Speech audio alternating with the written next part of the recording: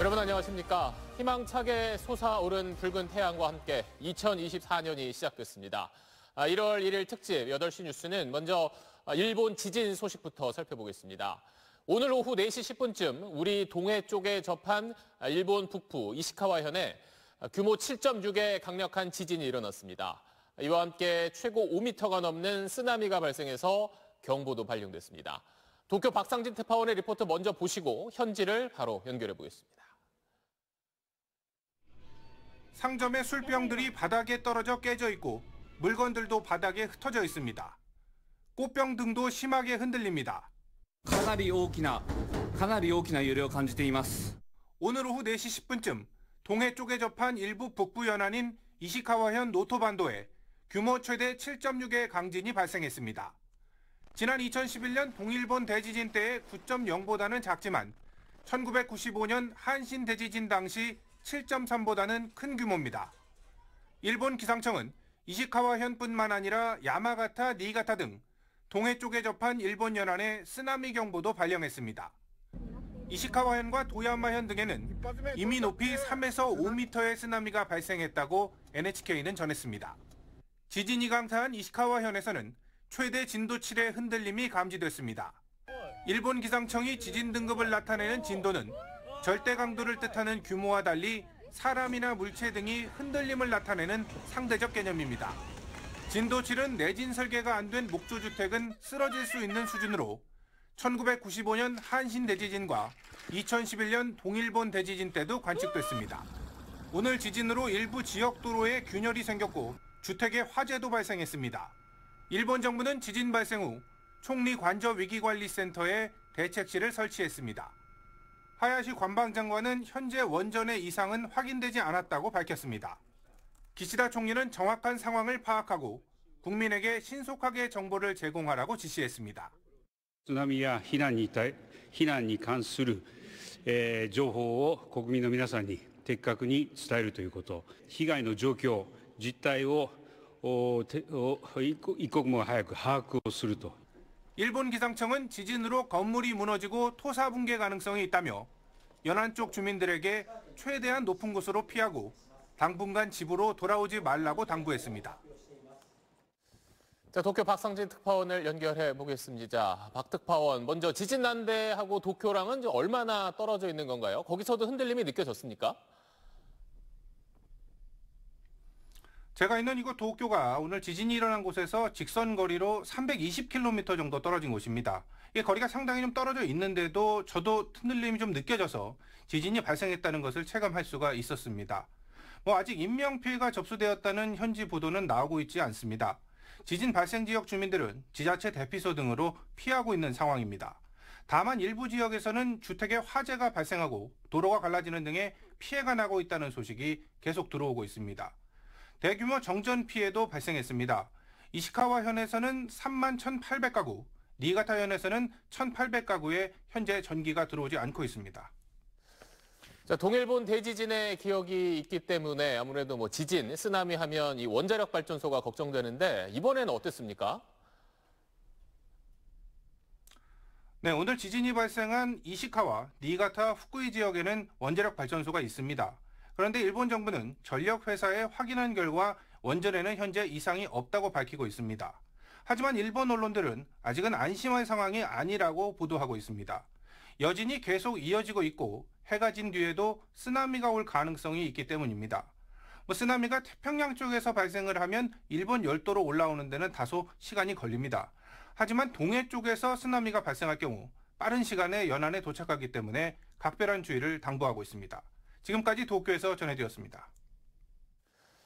자, 일본에서 발생한 강력한 지진의 여파로 동해안에서도 지진 해일이 관측되고 있다고 우리 기상청이 밝혔습니다. 강원도 강릉 안목항에 나가 있는 취재기자 연결해서 지금 그쪽 상황은 어떤지 알아보겠습니다. 자, 조재근 기자, 먼저 동해안에서 지진 해일이 언제쯤 관측된 겁니까? 네, 저는 강릉항에 나와 있습니다. 제가 이곳에 도착한 게 6시쯤인데 지진 해일은 1분 뒤인 6시 1분쯤 최초 도달한 것으로 기상청이 공식 확인했습니다. 기상청이 당초 예측한 시각보다 28분 정도 늦게 도달한 건데 빠른 시간에 도달한 건데 지진의 해일 높이는 대략 20cm 정도였습니다. 강릉항에서 남쪽으로 29km 떨어진 묵호항에는 강릉항보다 5분 정도 늦은 6시 6분쯤 지진의 해일이 최초로 도달했습니다. 지금까지 관측된 가장 높은 지진의 해일은 오후 6시 21분쯤 동해시 묵호항에서 관측된 45cm였습니다. 자, 그쪽 계신 분들은 안전한 곳에서 계속해서 정보를 확인하셔야겠습니다. 지금까지 집계된 피해는 없는 거죠? 네, 다행히도 지금까지 확인된 지진 해일 피해는 없는 것으로 알려졌습니다. 지진 해일이 도달하기 전까지 동해안 각 시군에는 지진 해일 재난안전 문자가 발송됐습니다. 현재 동해안에는 풍랑주의보가 발효된 가운데 너울성 파도까지 치고 있기 때문에 해일과 겹쳐 해수면의 변화가 심할 가능성이 있습니다. 기상청은 첫 지진 해일이 닥친 이후 더 높은 파고가 올 수 있고 24시간 이상 지속될 수 있다며 주의를 당부했습니다. 행정안전부는 강원도와 경상도 일부 해안가 주민들에게 지진 해일이 사라질 때까지 안전한 대피 장소에 머물 것과 해안가 출입을 자제할 것을 당부했습니다. 지금까지 강릉항에서 SBS 조재근입니다. 다음 소식입니다. 2024년의 출발을 알리는 첫 해를 보기 위해서 오늘 전국에선 해돋이를 감상할 수 있는 곳마다 사람들이 많이 몰렸습니다. 저마다 새로운 다짐 속에 시작한 새해 첫날 표정을 유수환 기자가 전해드립니다. 어둠을 걷어내고 붉은 태양이 모습을 드러내자 탄성과 박수가 터져나옵니다. 전국 해맞이 명소는 이른 새벽부터 인산인해를 이뤘습니다. 백사장을 가득 메운 시민들은 떠오르는 해를 보며 저마다의 소원을 빌었습니다. 정말 기분도 좋고 신년에는 가족 모두 건강한 한 해가 되었으면 좋겠습니다.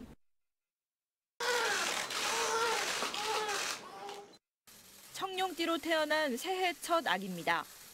오랜 기다림 끝에 만난 소중한 아기에게서 아버지는 눈을 떼지 못합니다. 이제 12년 차 부부인데 첫 아이가 이제 태어났고요. 그만큼 더 기쁨이 큰 것 같아요. 새해 첫 새벽 환하게 불을 밝힌 청과물 시장에선 상인들이 첫 거래를 준비합니다.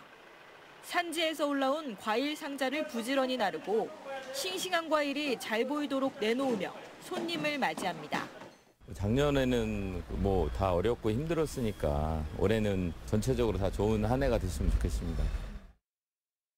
3, 2, 1. 앞서 서울 보신각에선 10만 명의 인파가 몰린 가운데 힘찬 제야의 종소리가 울려 퍼졌습니다. 같은 시각 서울 롯데타워에선 형형색색의 레이저와 불꽃쇼가 하늘을 수놓으며 저문해와 새해를 기념했습니다. 내년에도 모두 다 건강하고 별 탈 없이 지냈으면 좋겠어요. 용기와 도전을 상징하는 푸른 용의 해. 저마다 새로운 희망과 새 출발을 꿈꾸는 한 해가 시작됐습니다. 갓진년 새해 화이팅! SBS 유수환입니다. 네, 들으신 대로 올해는 60년 만에 돌아온 푸른 용, 청룡의 해입니다. 우리에게 용은 오래전부터 상서로운 동물이자 풍요와 후국의 상징이었습니다. 2024년을 맞은 용띠 시민들의 이야기를 박석영 기자가 들어봤습니다. 12지 가운데 5번째인 용은 상상 속의 동물입니다. 하지만 우리 전통 곳곳에 자리하며 실존하는 것처럼 여겨져 왔습니다. 왕이나 황제 등 최고 권력이나 나라를 지키는 호국을 상징합니다. 최고를 상징하는 존재인데요. 엄청난 능력을 지니고 있다고 볼 수가 있죠. 바다에서 고기를 잡을 때 풍어와 안녕을 기원하는 대상으로 용이. 올해는 특히 60년마다 돌아오는 푸른 용, 청룡의 해. 청룡은 동쪽을 지키는 수호자로 용들의 왕으로도 불립니다. 용띠 시민들은 벌써 행운을 거머쥔 기분입니다. 식구가 4명인데 그중에 3명이 용띠거든요. 내년에는 더 좋은 일들이 일어나지 않을까 큰 기대를 가지고 있습니다. 용의 해에 입사를 했고 한 바퀴 돌아서 또 용의 해가 되었는데요. 지금처럼 시민들을 위해서 안전하게 현장 활동했으면 좋겠습니다. 올해 아기가 태어나는 용띠 아빠의 기쁨은 2배입니다. 올해 용의 기운을 받아서 지금 뱃속에 있는 아이가 건강히 태어났으면 좋겠고 부자가 띠동갑이기 때문에 궁합도 잘 맞을 것 같아서 기분이 좋습니다. 날아오르는 용처럼 00년생들은 목표를 향해 바삐 뛸 계획입니다. 진로에 대해서 많은 고민도 하고 공부도 열심히 하면서 후회 없는 한 해를 보내고 싶습니다. 팀에 도움이 되는 선수가 되고 싶습니다. 플레이오프에 다 같이 올라가는 게 목표입니다. 80을 넘긴 어르신에게는 무엇보다도 건강이 최우선입니다. 오늘의 건강이 내일의 행복이기 때문에 더 바랄 게 없습니다. 건강만 했으면 좋겠습니다. 갑진년 푸른 용의 기운을 받아 건강하고 풍요로운 한 해가 되기를 모두가 한마음으로 희망했습니다. SBS 박서경입니다. 2024년은 대한민국의 미래를 가를 중요한 선거가 있는 해이기도 합니다. 바로 4월 10일 국회의원 총선거가 치러집니다. 자, 이 총선을 앞두고 새해 첫날부터 바쁘게 움직인 정치권 소식은 오늘 국회에서 전해드리도록 하겠습니다. 자, 정유미 앵커 전해주시죠. 네, 저는 국회에 나와 있습니다. 마침 오늘은 총선을 딱 100일 앞둔 날이기도 합니다. 이곳 국회 전체 의석 300석을 과연 누가 채우게 될까요? 야당은 윤석열 정부를, 여당은 거대 야당을 각각 심판해야 한다며 그 어느 때보다 치열한 싸움을 예고하고 있습니다. 여기에 여야 전직 당대표들이 독자적으로 움직이기 시작하면서 총선의 구도는 더 복잡해졌습니다. 자, 과연 지금 유권자들의 마음은 어떤지 저희가 여론조사를 통해 알아봤습니다. 국민의힘과 민주당 지지도가 오차 범위 안에서 경합하고 있는 걸로 조사됐습니다. 4명 가운데 1명은 지지하는 정당이 없다고 답한 점도 눈에 띕니다. 먼저 김학희 기자입니다. 지지하는 정당을 물었습니다. 민주당 37%, 국민의힘 34%로 거대 양당이 오차 범위 안 박빙으로 나타났습니다. 무당층은 23%였습니다. 지역별로는 총선 최대 승부처인 서울과 인천, 경기에선 민주당이, 대전, 충청, 세종에선 국민의힘이, 강원, 제주에선 민주당이 오차 범위 안에서 조금 더 지지를 받는 것으로 나타났습니다. 이번 총선 어떤 주장에 더 공감하는지 물었습니다. 정권 견제를 위해 야당에 힘을 실어줘야 한다 52%, 국정 안정을 위해 여당에 힘을 실어줘야 한다 40%로 조사됐습니다. 무당층에선 51%가 정권 견제 주장에 공감을 표했습니다. 지역구 현역 의원이 다시 출마했을 때 지지할 것인지 물었습니다.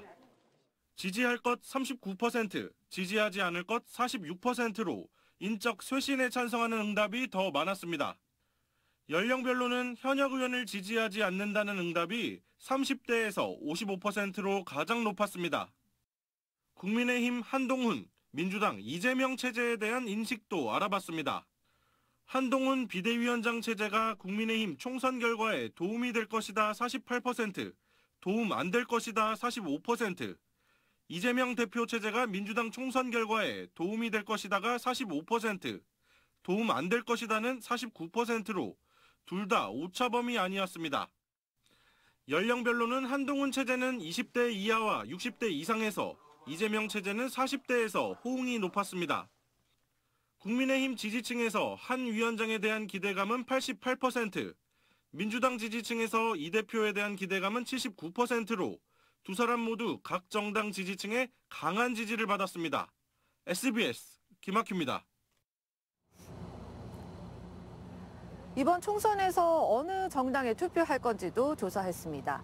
이준석, 이낙연 이 두 사람이 각각 추진하고 있는 신당도 포함해서 물어봤는데 민주당과 국민의힘에 이어서 이른바 이준석 신당, 이낙연 신당 순으로 나타났습니다. 계속해서 박창근 기자가 보도합니다. 이준석 신당, 이낙연 신당을 포함해 4월 총선에서 어느 정당에 투표할 건지 물어봤습니다. 민주당 33%, 국민의힘 27%, 이준석 신당 12%, 이낙연 신당 8% 순이었습니다. 신당이 출범하면 각 지지층에서 얼마나 빠져나가는지 분석했습니다. 양당 지지층의 4분의 3 정도인 73%는 현재 지지정당에 그대로 투표하겠다고 답했습니다. 민주당 지지 응답자에선 10%가 이낙연 신당으로, 7%가 이준석 신당으로 이동했습니다. 국민의힘 지지 응답자에선 15%가 이준석 신당으로 3%는 이낙연 신당 지지 의향을 밝혔습니다. 두 신당 창당에 대한 찬반을 물었습니다. 이준석 신당에 대해선 찬성 46%, 반대 40%로 오차범위 아니었고 이낙연 신당은 찬성 39%, 반대 47%로 반대 의견이 높았습니다. 무당층으로 좁혀보면 이준석 신당은 찬성 44, 반대 29%로 나타났습니다. 이낙연 신당은 찬성 32, 반대 37%로 오차범위 안에서 팽팽했습니다. 비례대표 의석을 배분하는 방식에 대해선 과거와 같이 지역구와 비례대표 의석을 분리해 뽑는 병립형 21%, 위성정당 창당이 가능한 현행 준연동형 비례대표제 18%, 위성정당 창당을 금지하도록 현행 준연동형 비례대표제를 개선하자는 의견이 42%로 가장 높았습니다. 이번 조사는 SBS가 입소스에 의뢰해 지난해 12월 29일과 30일 이틀 동안 전국 유권자 1,001명의 응답을 얻었고 표본 오차는 95% 신뢰 수준에서 플러스 마이너스 3.1%포인트입니다. SBS 박찬근입니다. 여야 정치권 소식으로 이어갑니다. 각자 이번 총선에서 필승 의지를 다졌는데 국민의힘 한동훈 비상대책위원장은 정교한 정책을 준비해 실천하겠다고 말했습니다. 총선 공천을 두곤 공정하면서도 이기는 공천이어야 한다는 원칙을 밝혔습니다. 조윤아 기자가 보도합니다. 갑진년 새해 첫 일정으로 국립서울현충원을 찾은 한동훈 국민의힘 비대위. 동료 시민과 대한민국의 미래를 만들겠다는 글을 쓴 데 이어진 신년인사회에서도 동료의식을 강조하며 총선 승리를 다짐했습니다. 국민의힘은 국민 모두에게 그 동료의식을 실천하는 당으로 거듭나겠습니다. 100일 남은 국민의 선택을 앞두고 동료 시민에 대한 그런 계산 없는 선의를 정교한 정책으로 준비해서 실천할 겁니다. 공천관리위원회 구성을 앞두고 위원장 인선 기준도 밝혔습니다. 공천은 두 가지입니다. 공천하는 과정이 공정하고 또 멋져 보여야 하죠. 또 하나는 그 내용이 이기는 공천이어야 합니다. 지역의 생생한 목소리를 직접 듣고 정책에 반영하겠다고도 강조했는데 총선을 100일 앞두고 한동훈 호가 풀어야 할 과제는 만만치 않습니다. 악법이라고 규정했지만 김건희 여사 특검법에 어떻게 대응할지는 여전히 부담입니다. 총선 승리를 위해 영남과 중진, 친윤계 의원들에 대한 쇄신도 불가피한데 적지 않은 반발이 예상됩니다. 중도, 청년, 수도권 표심을 잡기 위한 총선 공약 등 대책도 과제입니다. 일부 세력에만 머물러 있으면 안 되고 넓혀야 되거든요. 국민 눈높이에 맞는 공천을 해서 지지를 이끌어내는 것이 저희 총선 전략입니다. 한 위원장은 내일은 대전과 대구를, 4일엔 광주를 찾아 5.18 민주묘지를 참배하는 등 비대위원장으로서 전국을 돌며 사실상 본격적인 총선전에 뛰어듭니다. SBS 조윤아입니다. 민주당 이재명 대표는 김대중 노무현 전 대통령 묘역을 찾아 당의 통합을 강조했습니다. 지난해 국가는 없었다면서 현 정부에 대한 날선 비판도 이어갔습니다. 민주당 소식은 한소희 기자가 전해드립니다. 칼로 사람을 죽이는 것과 잘못된 통치로 사람을 죽이는 건 차이가 없다는 맹자를 신년사에 인용한 이재명 민주당 대표. 지난해 국가는 없었고 민생과 경제, 평화, 민주주의도 붕괴 위기라며 자신과 민주당이 총선 승리로 국민과 나라를 지켜야 한다고 밝혔습니다. 평화의 위기, 민생의 위기, 민주주의 위기 다 털어내고 새로운 희망으로 더 나은 미래를 향해서 함께 힘있게 나아가기를 기대합니다. 국립현충원을 찾아 김대중 전 대통령 묘역에 참배하고 봉하마을로 이동해 노무현 전 대통령 묘역도 찾았습니다. 민주당은 윤석열 정부 3년차에 열리는 이번 총선을 정권 심판으로 규정했습니다. 더 이상 이대로 가면 나라가 망한다. 눈 떠보니 후진국이다라고 하는 국민의 평가를 총선에서 표로서 심판하는 선거다. 다만 이낙연 전 대표의 신당 창당에 따른 당내 분열과 이 대표의 사법 리스크가 총선 변수입니다. 이재명 대표는 당초 모레 대통령 주재 신년 행사에 참석하기로 했지만 대통령실이 김건희 여사 특검법의 제2요구 의사를 밝히면서 불참을 검토 중입니다. 대통령실에서 너무 명확한 입장을 밝혔고 그 부분이 굉장히 실망스럽기 때문에 신년 인사에 참가에 대해서 재검토가 필요하지 않느냐 하는 의견이 있는 것은 사실입니다. 김대중, 노무현 전 대통령 묘역을 잇따라 찾아 통합을 강조한 이 대표는 내일은 경남 양산을 찾아 문재인 전 대통령을 만납니다. 통합 메시지뿐 아니라 이낙연 신당이 가시화된 상황에서 당의 정통성이 이재명 지도부에 있다는 점을 강조하려는 의도도 담긴 행보로 풀이됩니다. SBS 한소희입니다. 앞서 여론조사에서도 보셨듯이 이번 총선에선 양당 체제가 공고했던 지난 총선과 달리 제3지대 움직임이 활발합니다. 그 맨 앞에 서 있는 이준석, 이낙연 전 대표는 오늘 지지자들을 만나서 구체적인 창당 일정과 의지를 밝혔습니다. 이준석 전 대표는 이낙연 전 대표와도 결합할 수 있다고 말했습니다. 정관석 기자입니다.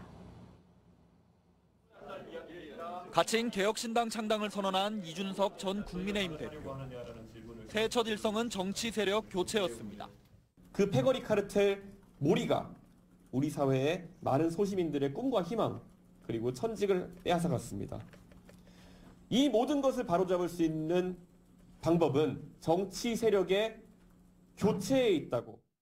이달 중순까지 창당 작업을 마무리할 계획인데 이낙연 전 민주당 대표와의 이른바 빅텐트 가능성을 열어놨습니다. 모든 세력과 사실상 대화를 하고 있다. 상당히 상호 보완적 결합을 할 수 있는 대상이다라는 기대감은 가지고 있습니다. 이른바 명락회동 결렬 뒤 제갈길을 가겠다고 선언한 이낙연 전 민주당 대표. 신년 인사회에서 이재명 대표와 당내 친명 세력을 겨냥한 발언을 쏟아냈습니다. 우리는 큰 싸움을 벌여야만 합니다. 새로운 선택지를 드리겠다는 세력과 선택의 여지를 봉쇄해서 기득권을 유지하겠다는 세력의 한판 승부가 될 것입니다. 날짜가 정해진 건 아니라면서도 시간이 많이 남아있지 않다며 조만간 창당에 돌입할 것을 시사했습니다. 민주당 내 비명계 원칙과 상식 의원들도 곧 공동행동에 돌입할 예정이라 이번 주 내로 민주당의 분열이 현실화될 가능성이 커졌습니다. 두 전직 대표가 이끄는 제3세력의 주된 지지 기반은 무당층입니다. 거대 양당에 실망한 유권자들을 더 끌어들인다는 전략이지만 확고한 지역 기반이 없고 현역 의원의 합류가 없다는 점은 극복해야 할 과제입니다. SBS 정만석입니다. 윤석열 대통령은 신년사에서 문제 해결을 위해 행동하는 정부가 되겠다고 밝혔습니다. 이권과 이념에 기반을 둔 패거리 카르텔을 타파하겠다고도 강조했습니다. 자세한 내용은 김기태 기자가 전하겠습니다. 윤석열 대통령은 취임 두 번째 신년사를 사과로 시작했습니다. 민생을 보살피고 경제를 살리기 위해 할 수 있는 최선을 다했지만 늘 부족하고 송구스러운 마음이었습니다. 그러면서 올해를 민생 회복의 한 해로 만들겠다고 약속했습니다. 앞서 국립현충원을 찾아서도 국민만 바라보며 민생 경제에 매진하겠다고 방명록에 적었습니다. 모든 국민이 공정한 기회를 누리도록 하겠다며 전제 조건으로 이권과 이념에 기반한 카르텔 척결을 강조했습니다. 부패한 패거리 카르텔과 싸우지 않고는 진정 국민을 위한 개혁이 불가능하기 때문입니다. 대통령실은 특정 정당이나 세력을 지칭한 건 아니라고 선을 그었지만 한동훈 비대위가 운동권 특권 정치의 청산을 주장한 만큼 민주당을 겨냥한 것이란 해석이 나왔습니다. 노동, 교육, 연금의 3대 개혁 의지도 거듭 밝혔는데 저출산 문제 해결을 위해 다른 차원의 접근을 강조했습니다. 모든 국정의 중심은 국민입니다. 검토만 하는 정부가 아니라 문제 해결을 위해 행동하는 정부가 될 것입니다. 국민의힘은 민생과 경제란 올해 국정 운영 방향을 제시했다고 평가한 반면 민주당은 고집과 불통을 내려놓고 국민 목소리에 귀 기울이라고 비판했습니다. 대통령실은 올해 대통령 신년 업무보고를 정부 부처별로 받는 형식에서 국민이 참여하는 민생 토론회 형식으로 진행할 계획이라고 밝혔습니다. SBS 김기태입니다. 여야의 대립 그 자체를 피할 수는 없습니다. 하지만 지금 같은 이 극한의 대립은 누구에게도 도움이 되지 않죠. 국민을 위해 진정한 정치를 하는 모습을 2024년 이곳 국회에서 꼭 볼 수 있길 바랍니다. 지금까지 국회에서 전해드렸습니다.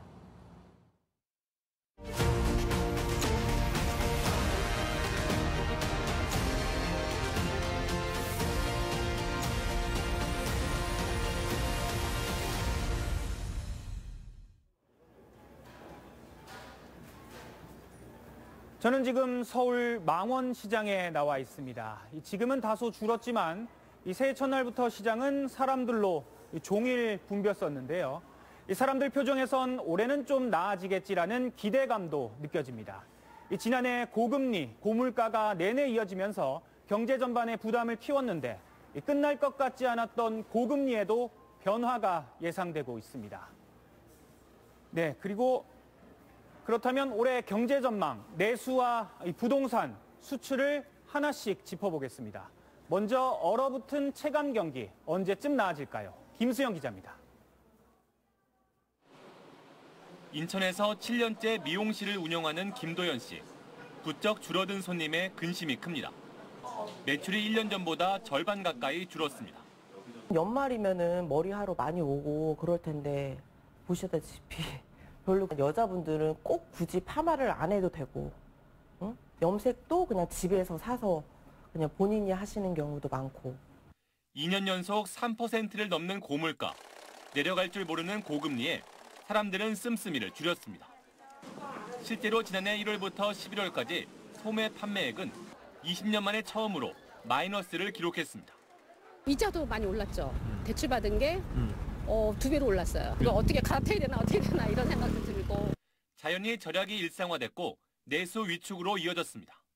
쇼핑과 옷 같은 거는 저도 정말 근래는 살 적이 별로 없거든요. 그러니까 옛날에 샀던 거 그냥 있는 거지. 아무래도 좀 저렴한 데 찾아가려고 그러고 또 웬만하면 같이 십시일반 합해서 서로 내려고 그러고.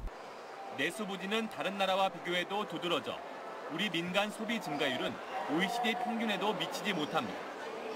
물가가 잡히고 금리가 떨어져야 반등을 기대할 텐데 당장의 전망은 그리 밝진 않습니다. 한국은행은 지난해 7연속 기준금리를 3.5%로 묶어온 상황. 미국의 본격 금리 인하 시점까지는 움직이기 어렵습니다. 경기 침체에 대응을 위해서 하반기 말부터나 이제 기준금리가 인하되기 시작하니까 내수 소비가 살아날 조짐을 보일 것으로 보입니다. 당분간 지속될 고금리 영향, 체감 경기가 살아나기엔 시간이 필요할 전망입니다. SBS 김수영입니다. 금리 기조 전환 예고에 부동산 시장에도 변화가 예상됩니다. 금리가 떨어지면 올해 집값은 어떻게 될지, 얼어붙은 건설 경기는 살아날 수 있을지 이어서 이호건 기자가 취재했습니다. 지난해 조정 국면이 본격화된 부동산 시장. 올해는 어떻게 될까? 지금 봐서는 떨어질 것 같은데. 추세를 봐서도 떨어지지 않을까 생각을 합니다. 고금리 여파로 매수 심리가 약해졌고 가격이 빠지자 관망세가 뚜렷해지며 거래가 실종된 상황. 전문가들은 금리 변화 시점을 중요한 변수로 꼽았습니다. 미국이 먼저 금리를 내리고 한은은 그 이후 내릴 걸로 보여 빠르면 3분기 전망이 나옵니다. 실제로 금리 인하가 체감돼 매수세까지 이어지려면 하반기나 가능해 상저 하고를 예상했습니다.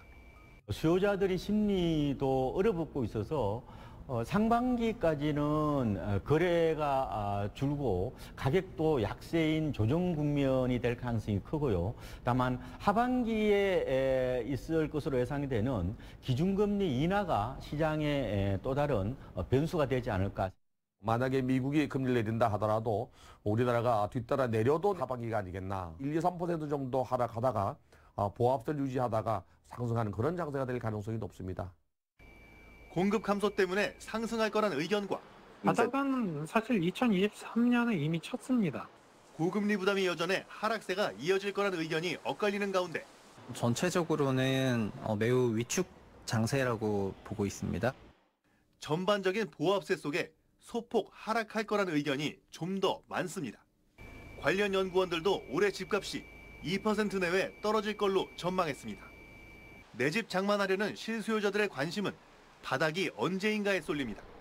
23년 연말에 그런 흐름이 이어지는 1분기가 제일 저점으로 판단이 들고요. 급하게 마음을 먹는 것보다는 시장이 어느 정도 회복되려고 하는 움직임이 보이는 하반기가 적정하다고 보여집니다.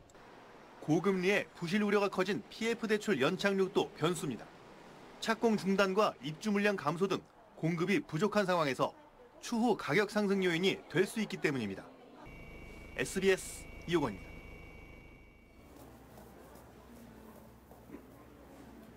지난해 우리나라는 2년 연속 무역 수지 적자를 기록했습니다. 그래도 하반기 들어 주력 수출품인 반도체 실적이 회복세를 보이며 분위기가 달라졌습니다. 올해 수출은 어떨까요? 조울선 기자가 보도합니다. 새해 첫 출항하는 국적 화물기.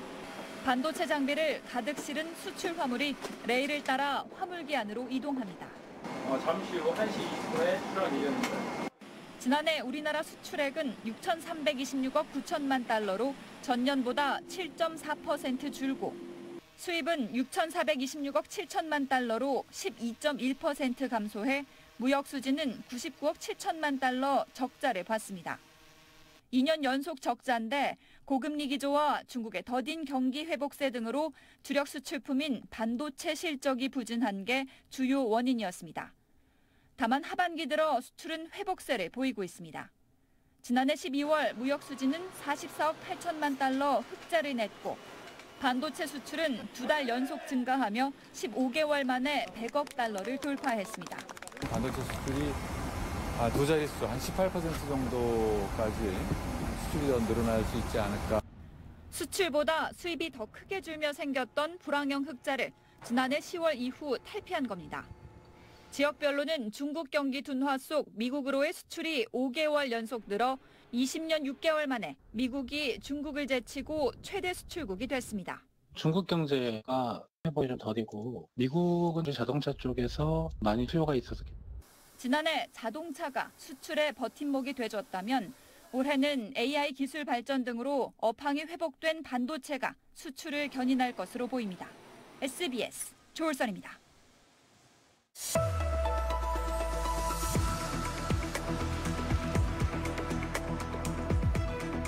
네, 올해 경제 분야 짚어봤고 다음은 우리 사회가 더는 미룰 수 없는 과제들 짚어보겠습니다. 바로 인구 절벽 수준의 저출산 문제와 전 인류적인 과제인 기후 환경 위기입니다. SBS는 그 심각한 실태와 해법을 올 한 해 연중 기획을 통해서 집중적으로 살펴보겠습니다.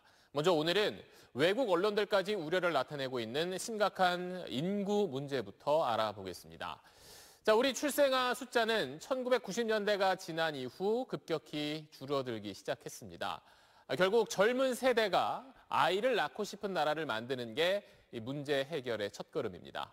먼저 그들의 솔직한 마음부터 들어보겠습니다. 김민중 기자입니다.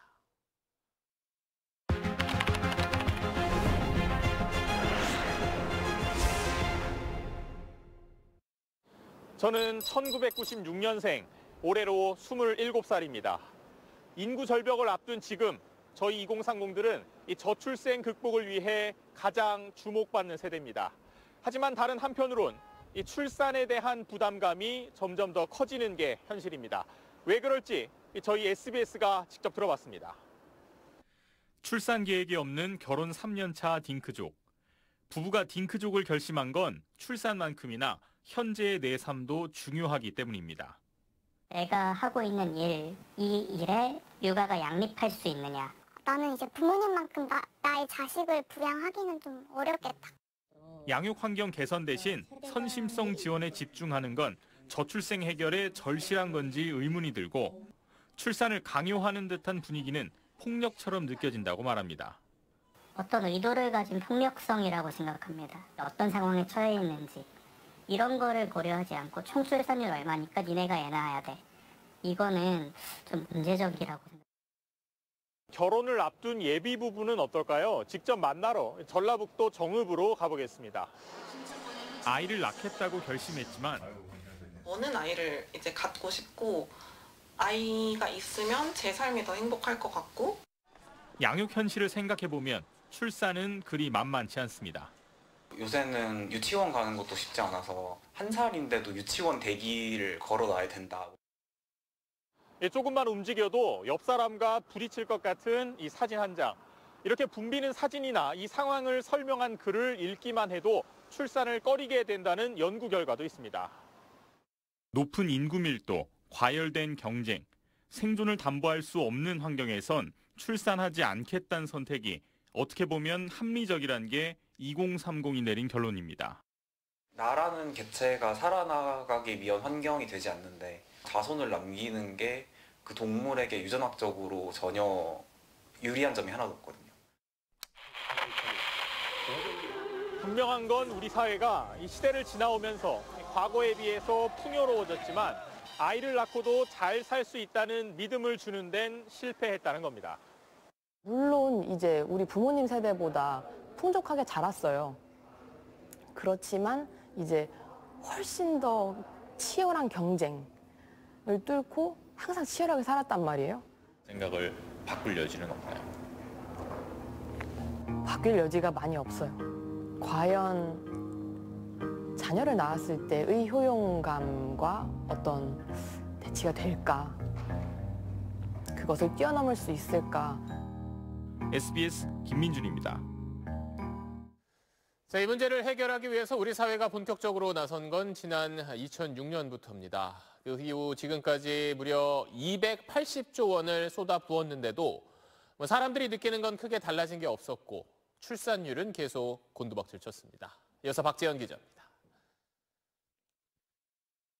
딸, 아들 구별 말고 둘만 낳아 잘 기르자는 먹고 사는 게 급한 시절에도 다자녀 출산은 흔했는데 시부모님을 모시고 살고 있었던 상황이었고요. 일반 그런 학원 보내는 거는 큰 부담은 아니었던 걸로 기억을 합니다.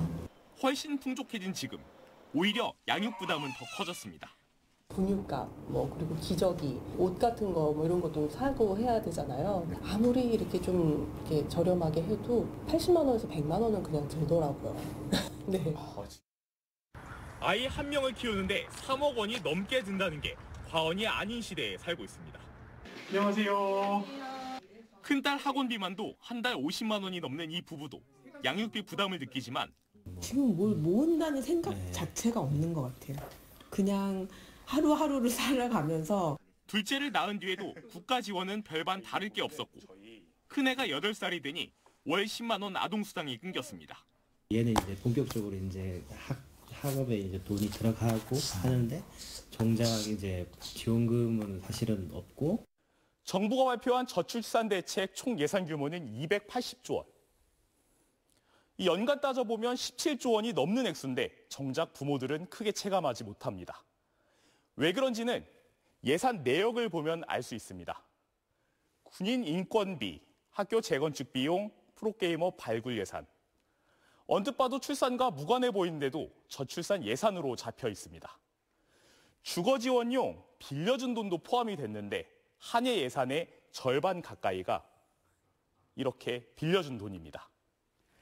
아동수당 같은 현금 지원은 6조 원 정도에 불과했습니다.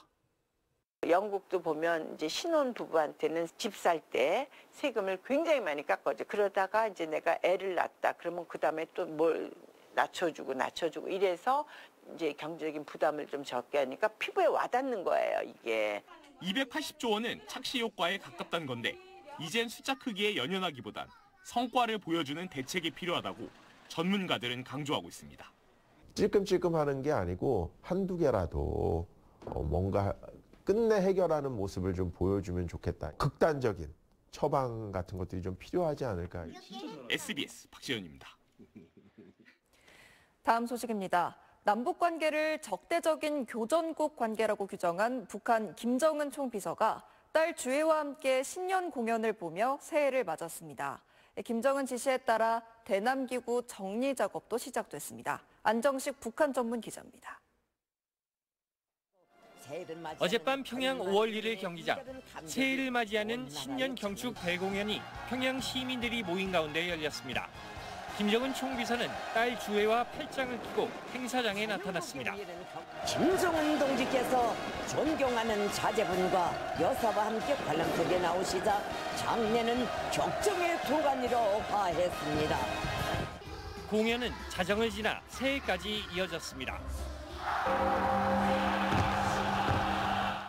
평양 시민들은 환호하며 2024년 신년을 맞았고 김정은은 간부들이 지켜보는 가운데 딸 주에게 뽀뽀를 하며 친밀감을 드러냈습니다. 남북관계를 적대적 교전국 관계로 규정하면서 대남기구 정리를 언급한 김정은 지시에 따라 북한의 후속 조치도 시작됐습니다.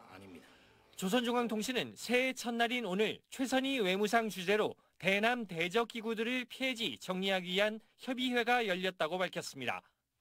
북한의 대표적 대남 기구로는 노동당 산하 통일전선부와 내각 산하 조국평화 통일위원회가 있는데 조평통은 최근 몇 년 동안 활동이 없는 상태고 이번에 통일전선부마저 폐지될 가능성이 있어 보입니다. 최선희 외무상이 오늘 회의를 주재한 것을 보면 북한이 대남 관계를 대외 관계의 일부분으로 다룰 가능성도 점쳐집니다. SBS 안정식입니다. 연말 연시를 누구보다 마음 졸이며 보낸 사람들이 있습니다. 최근 나이지리아 무장 세력에 납치됐다가 석방된 우리 국민 2명인데요. 오늘 한국에 무사히 도착해 가족들과 만났습니다. 김아영 기자입니다. 새해 첫날 인천공항 입국장. 박수 소리와 함께 지난달 나이지리아 무장 세력에 납치됐다가 극적으로 풀려난 우리 국민 2명이 등장합니다. 고생하셨습니다. 감사합니다. 몸 괜찮으시죠? 예, 감사합니다. 대우건설 소속으로 나이지리아 바이엘사주에 파견된 이들은 지난달 12일 도심 외곽의 공사 현장으로 이동하던 중 괴한들과 맞닥뜨렸습니다. 메인 캠프에서 출근을 하다가 총소리 듣고 이제 보니까 앞에 스코트차 뒤에 스코트 다 저가고 그냥 납치분 끌려갔었는데 이들을 경호하던 보안업체 직원 4명과 운전사 2명 등 현지인 6명이 무장단체 공격에 숨졌고 이렇게 시작된 억류 생활은 17일 동안 이어졌습니다. 힘들죠. 그냥 뭐 물하고 식빵 종류 뭐 땅콩 뭐 이제 그런 종류. 죽이니 살리니 뭐 그런 식으로 해갖고 뭐 공포탄도 쏘고 막 그랬죠. 자극적인 그런 얘기는 전혀 안 하는 게 좋겠다고 생각을 했죠. 외교부가 대사관을 중심으로 현지 주정부, 군경들과 접촉했고 나이지리아 당국도 적극 나서면서 석방이 이뤄진 것으로 알려졌습니다. 나이지리아에서 우리 국민 피랍 사건이 발생한 건 11년 만입니다. 나이지리아에서는 정치, 경제적인 상황 때문에 피랍 사건이 최근 5년 동안 3배가량 급증했습니다. 가족들 품으로 돌아온 이들은 건강 상태를 한 차례 더 점검한 뒤 새해 첫날을 보냈습니다. 예전에는 못 느꼈던 그런 감정이 좀 있죠. 같이 내려가서 뭐 이제 떡국이라도 한 그릇 먹고 또 지난 세월 이제 좀 얘기 좀 하고 그래야 되겠죠. SBS 김아영입니다. 미군이 홍해를 지나는 선박을 공격한 예멘 후티 반군과 처음으로 교전을 벌여 반군 10명이 숨졌습니다. 당장 보복할 거란 후티 반군과 달리 미국은 충돌을 원하지 않는다는 입장을 밝혔는데 뉴욕 김범주 특파원이 취재했습니다. 상황은 현지 시간 지난 일요일 아침 홍해를 지나던 컨테이너선이 예멘 후티 반군의 공격을 받으면서 시작됐습니다. 반군은 해운사 보안팀과 총격전을 벌이면서 배에 올라타려고 시도했습니다. 미군 헬리콥터들이 출동해서 물러나라는 경고방송을 시작했지만 계속 총을 쏘면서 맞섰고 결국 교전으로 이어졌습니다. 반군은 고속단정 3척이 침몰하면서 10명이 숨진 반면 미군 피해는 없었습니다. 지난 10월 후티 반군이 홍해에서 상선을 공격하기 시작한 이후로 미군과 첫 교전이 벌어진 겁니다. 그런데 후티 반군이 바로 보복을 천명하고 나선 반면 العدو الأمريكي يتحمل تبعات هذه الجريمة وتداعياتها. 미국은 분명하게 반군과 충돌을 원하지 않는다는 입장을 내놨습니다. 미국은 후티 반군과 배후의 이란이 중동에서 더 많은 분쟁을 일으켜서 자신들의 발목을 잡으려 한다고 의심하면서 직접 공격을 꺼리고 있습니다. 하지만 첫 교전 이후 고민은 커질 전망입니다. 미군 내에서 공격에 대응하지 않으면 미군과 미국 선박을 위험에 빠뜨리는 거라는 반발이 나오고 있기 때문입니다. 이스라엘군은 가자 지구에서 일부 예비군 병력을 철수한다고 발표하면서도 동시에 2024년 내내 전쟁을 계속하겠다는 입장을 내놨습니다. 뉴욕에서 SBS 김범주입니다.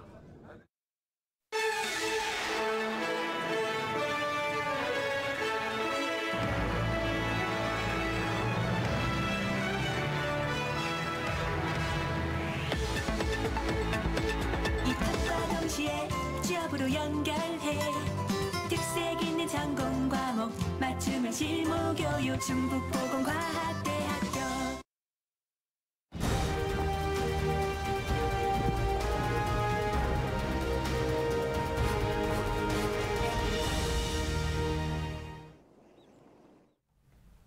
여러분 안녕하십니까. 2024년 새해 첫 CJB 8시 뉴스 시작합니다. 희망찬 새로운 한 해가 시작됐습니다. 새해 첫날은 저마다의 새로운 목표를 다짐하는 날이기도 한데요. 도내 해맞이 명소에서는 일출을 보면서 소망을 비는 시민들로 가득했습니다. 박원 기자가 현장을 다녀왔습니다. 새해 첫 일출을 보기 위해 한껏 기대감에 부푼 시민들이 해맞이 명소로 모입니다. 혹여나 춥진 않을까 두툼한 옷과 목도리, 장갑으로 온몸을 꽁꽁 싸맸습니다. 일출 전의 모습도 특별한 하루. 휴대전화에 하나하나 소중히 담습니다. 해 뜨는 시간이 점점 가까워지자 대청호반 산등성이가 붉게 물들기 시작합니다. 짙은 안개와 구름이 애를 태웠지만 이내 환한 태양이 그 사이로 힘차게 떠오릅니다. 해맞이객들은 저마다의 소망을 빌고 아끼는 지인들에게 덕담 도전했습니다. 우리 막내 대학 들어가서 대학 생활 잘했으면 좋겠고요. 우리 가족 전체가 행복하고 건강하게 한 해 잘 보냈으면 좋겠습니다. 이 친구는 군대 조심히 잘 다녀왔으면 좋겠고, 이 친구는 이제 22년 동안 모태솔로인데 이번에는 꼭 연애 좀 했으면 좋겠습니다. 마지막으로 이 친구는 유럽 여행 잘 다녀왔으면 좋겠습니다. 가족들이 건강했으면 좋겠고 이번에 반비정 잘 됐으면 좋겠어요. 우크라이나하고 이스라엘 전쟁이 좀 빨리 끝났으면 좋겠습니다. 그래서 평화가 왔으면. 정북토성과 부모산 등 도내 주요 일출 명소는 대부분 해맞이객들로 북적거렸습니다. 곳곳에서는 떡국을 나눠주는 행사를 펼쳤고 전통시장에는 떡국을 직접 끓여 먹기 위해 재료를 사러 온 사람들로 붐볐습니다. 앞서 자정에는 청주예술의 전당에서 천년대종 타종 행사가 열렸습니다. 도내 11개 시군의 화합과 발전을 바라는 마음으로 88명의 타종 인사가 11개 조로 나뉘어 3번씩 종소리를 울렸습니다. 도전과 변화의 의미가 있는 푸른 용해해. 한마음 한뜻으로 희망찬 올 한 해를 기원했습니다. CJB 박원입니다. 푸른 용해해 갑진년, 모두가 새해 소망과 계획을 가지고 계실 텐데요. 9가지 동물의 모습을 가진 상상 속 동물 용해해, 이 용띠들이 바라는 새해 소망도 각양각색입니다. 장원석 기자가 취재했습니다. 전통시장 상인들의 새해 소망은 침체된 경기 활성화입니다. 바닥을 모르고 떨어진 체감 경기가 되살아나 모두가 웃을 수 있는 날을 기원합니다. 칼바람 속 정성을 다해 따뜻한 전을 파는 70대 용띠 상인의 마음도 매한가지입니다. 물가가 안정돼갖고 모든 사람들이 재래시장에 나오면 좀 상인들이 여러분들이 다 잘 됐으면 좋겠고 이제 용 마냥 헛떡 일어나갖고 그렇게 용띠에 잘 됐으면 좋겠네요. 충북은 지난해 크고 작은 사건 사고로 다사다난했던 긴 터널을 지나왔습니다. 시민 안전을 책임지는 소방관들의 바람은 역시 도민 안전입니다. 2023년 사건 사고가 참 많았는데 올해는 사건 사고 하나도 없이 모두가 행복한 한 해가 됐으면 합니다. 사건이 있더라도 저희가 시민의 안전을 위해서 최선을 다하도록 노력하겠습니다. 첫 직장 생활을 시작하는 사회 초년생들은 다부진 새해 각오를 밝힙니다. 지역 특성상 외국인들을 자주 접하는 20대 용띠 은행원은 바쁜 일과에도 외국어 공부를 다시 시작했습니다.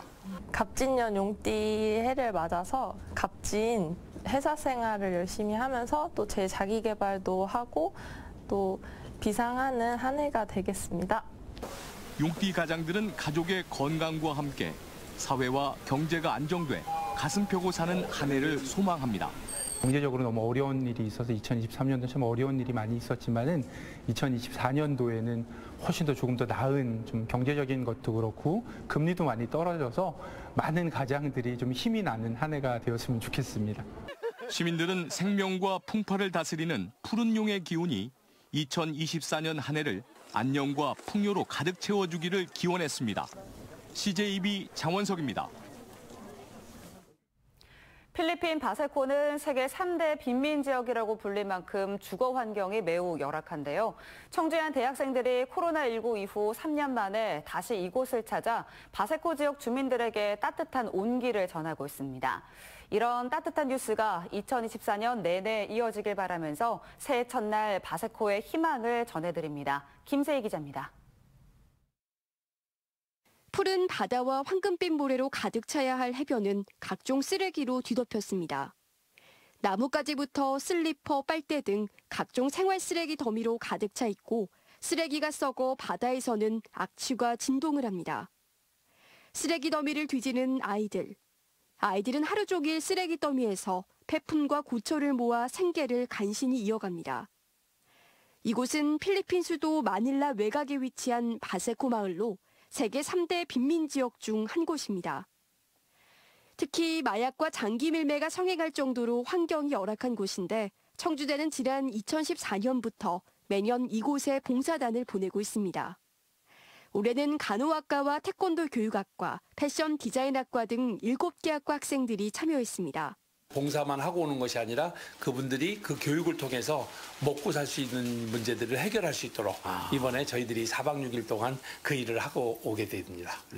대학생 봉사단은 각종 건강교육을 비롯해 자신의 재능을 아낌없이 나눴습니다. 우렁찬 기합 소리와 함께 태권도 연습이 한창입니다. 태권도의 기본인 발차기부터 겨루기까지. 아직은 미숙하고 서툴지만 태권도를 배우려는 아이들의 눈빛은 진지합니다. ako na pumunta po sila dito kasi makakapag-discover po ako ng new skill. So, pwede ko po siya may apply sa pagtitaekwondo ko. So, pwedeng mas maging better pa po ako in the future. Yun lang po. 서로가 말은 잘 통하지 않지만 함께 웃고 땀을 흘리는 사이 금세 학생들과 어우러졌습니다. 바세코 주민들의 자립을 돕기 위한 교육도 이뤄졌습니다.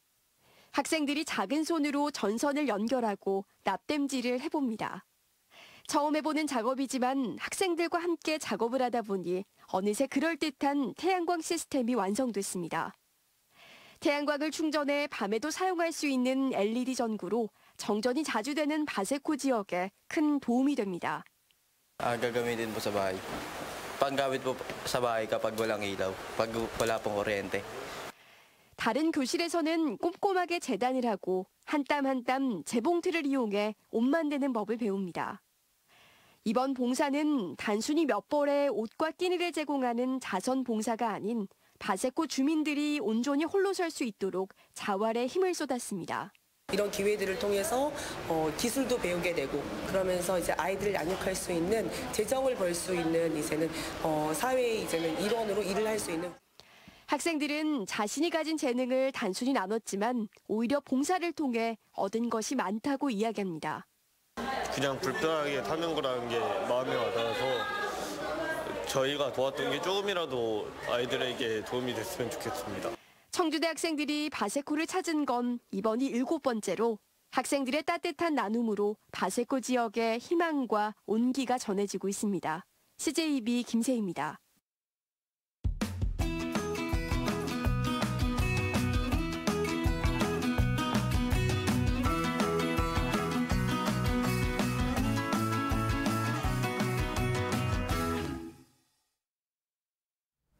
CJB 대학생 기자단이 직접 기획 취재한 소식을 전하는 미디어즈 코너입니다.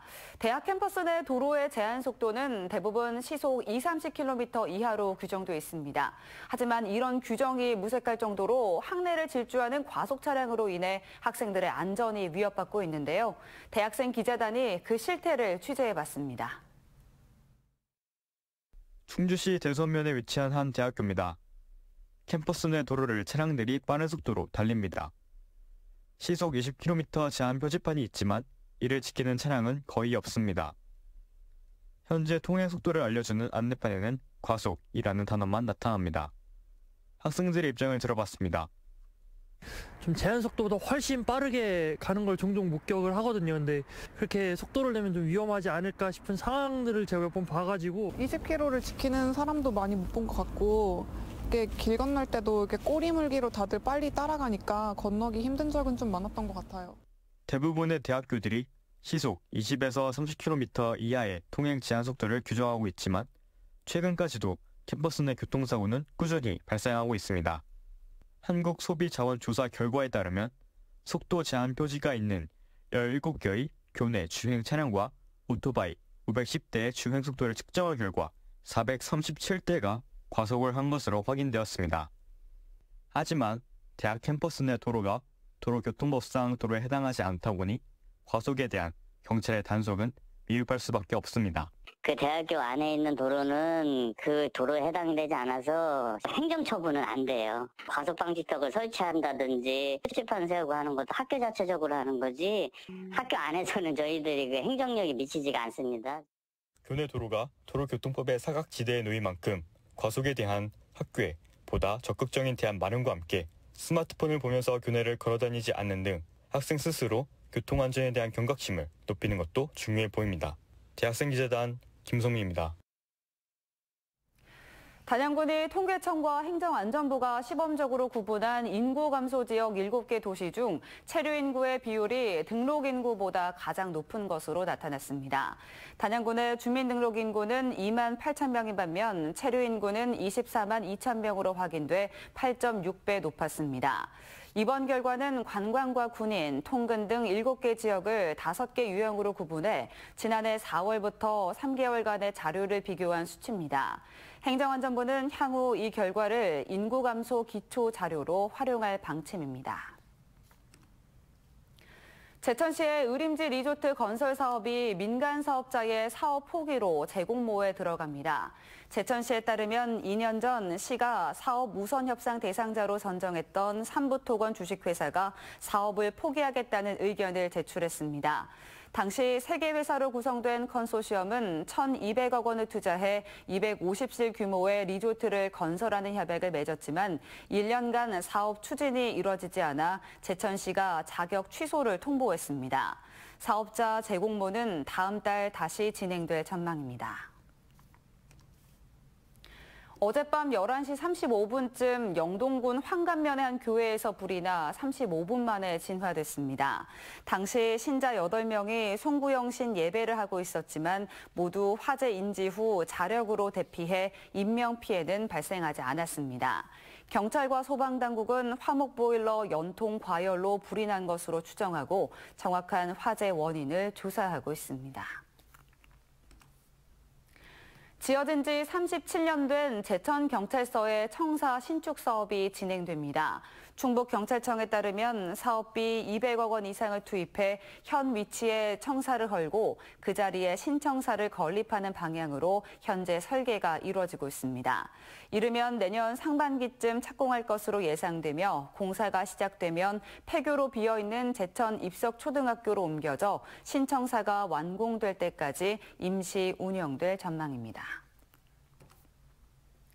충북과학고등학교가 2024년 교육부 주관 영재학교 과학고 소프트웨어 인공지능 교육 지원 공모 사업에 선정됐습니다. 충북과학고는 지난 2021년 교육부가 처음 시작한 공모 사업에서 전국 20개 과학고 중 유일하게 뽑혀 3년간 지원을 받았고 올해 또다시 선정돼 자격을 이어갑니다. 이상으로 CJB 8시 뉴스를 마칩니다. 시청해주신 여러분 고맙습니다.